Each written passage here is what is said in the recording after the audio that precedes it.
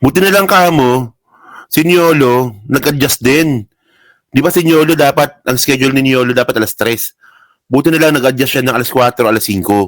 So nakapag-adjust din ako. Oo, buti na lang. Kung hindi, di sana, wala akong live stream ngayon. Kung tinuloy niya na alas 3.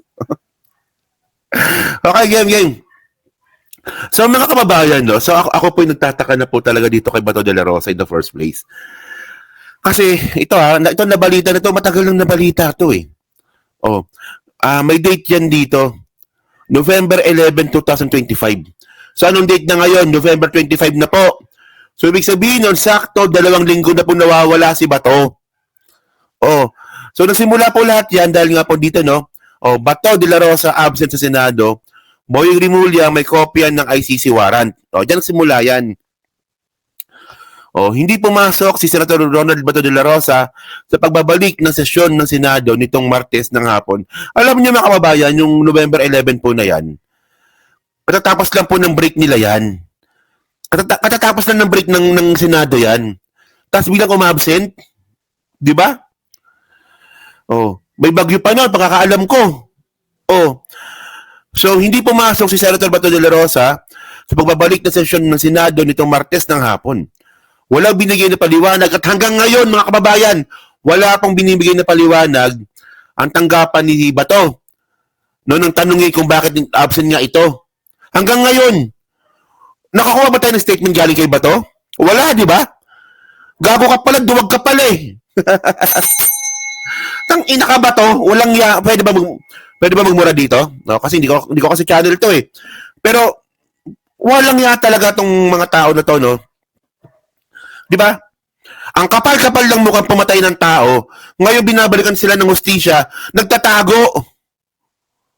Gago pala to. So ngayon, ang tanong ngayon natin dito, anong ginagawa ng Senado? Hoy, Tito Soto.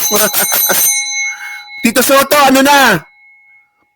2 linggo ng absent yung si Bato. Wala kang gagawin dito?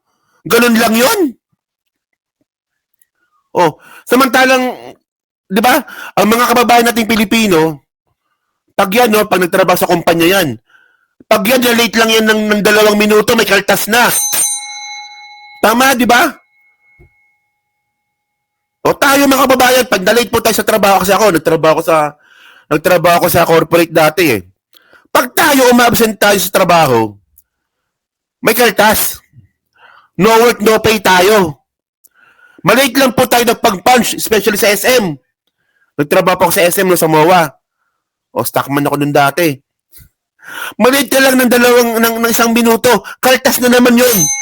E ito mga kababayan, serbisyong bayan, Bato de la Rosa Senador, 2 linggo ng absent, bali wala lang sa inyo?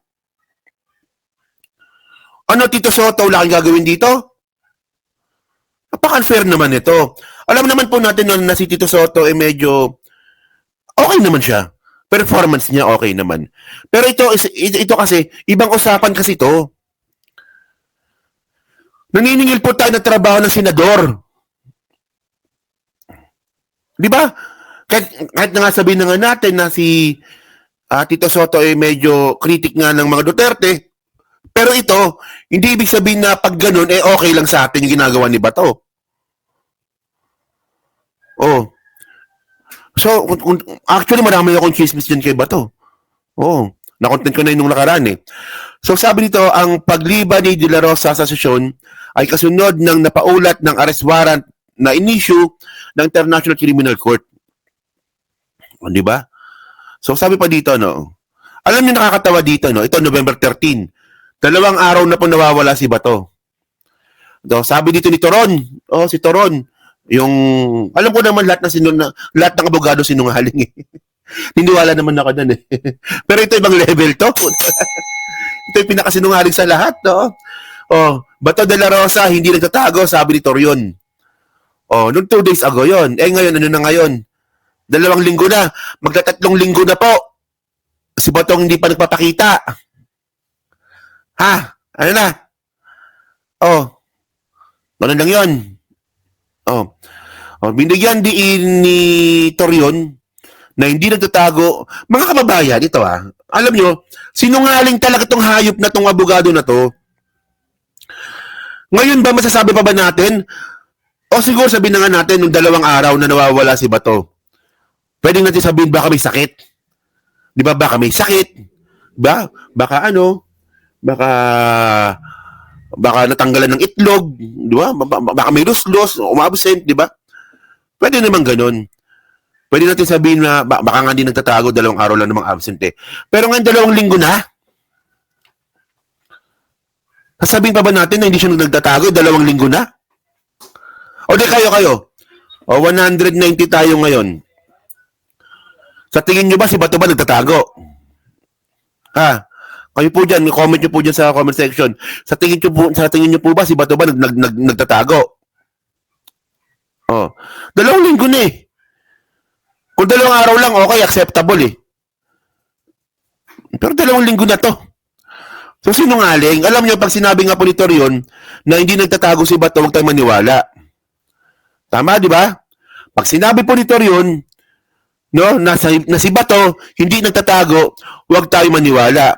Eh, paano pag sinabi ni Torion na ito, hindi lalabas ng bansa yun? Itinanggi ng abogado ni Bato de la Rosa na si Atty. Celito Toron na nagtatago ang senador sa gitna ng mga ulat na may warrant of arrest na umano ang International Court laban sa kanya. Ano to, clue ba to? Baka mamaya pumunta ng China to, ha? Oh. Tingnan nyo, ha? Una sa lahat, nagsinungaling na nga po si Torion na si Bato po, hindi nagtatago. Ngayon, sinabi naman po ni Torion, hindi daw po siya lalabas ng bansa. Niniwala ba tayo doon ngayon? Diyos ko naman. So ngayon, ang tanong natin dito, anong plano ng Senado ngayon? Hindi nyo man ba hanapin si Bato? Alam nyo, ganun yun mga kababayan eh. Di ba? Kapag wala kang kwentang tao talaga, hindi ka hanapin. Oo. Pero si Bato po kasi, katulang kwentang tao po yan, kailangan siyang hanapin. Kasi nga po, senador po siya ng bayan. Di ba?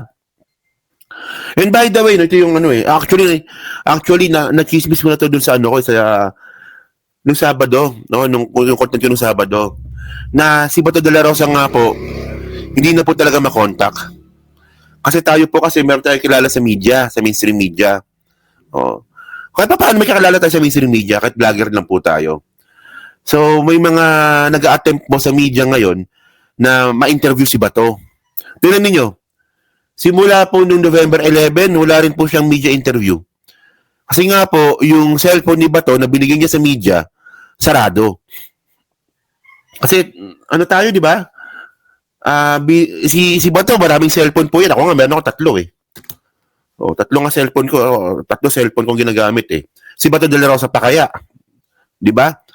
So, syempre, merong cellphone yan na pang pamilya, pang Senado, at saka pang media. So, yung cellphone po na ginagamit nga po ni Bato na pang media, sarado na po. Tapos, mga kababayan, hindi na rin po nakikita si Bato dun po sa bahay niya sa Davao City. At pati rin po doon sa bahay niya dyan sa may Silang. May bahay po siya, di ba merong Forbes Park sa Silang? Hindi din daw po nakikita si Bato de la Rosa doon sa Silang. So talagang ang nangyayari dito, nawawala si Bato. 2 linggo na po siya nawawala. So ngayon mga kababayan, ang tanong natin dito, ano nang ginagawa ni Tito Soto? Kasi nga po si Tito Soto mga kababayan, si Senator Tito Soto, siya po yung Senate President. So obligasyon po ni Tito Soto na hanapin, di ba? At singilin yung mga senador niya. Parang alam niyo na parang napaka-unfair po sa atin nun eh. Na si Bato 2 linggo ng absent tapos yung Senado parang wala lang. Absent, wala lang. Napaka-unfair sa atin nun.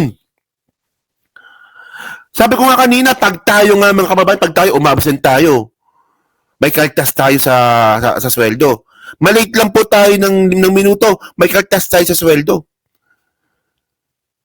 O, paano nakita si Bato? So hindi pwedeng ganun lang yun na wala lang. Di ba? O, bukod nga po dito kay, sino bang ethics committee?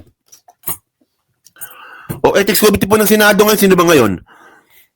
Search nga natin. 20th Congress. 20th Congress.